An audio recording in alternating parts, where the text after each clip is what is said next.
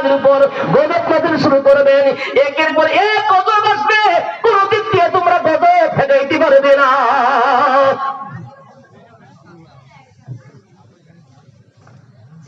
আপনাদের মূল মেহমান আয়েশা বলছে,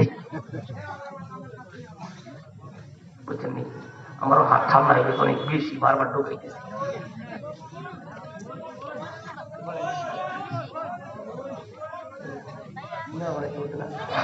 আচ্ছা আচ্ছা, আমি যে ঘটনাটা বললাম,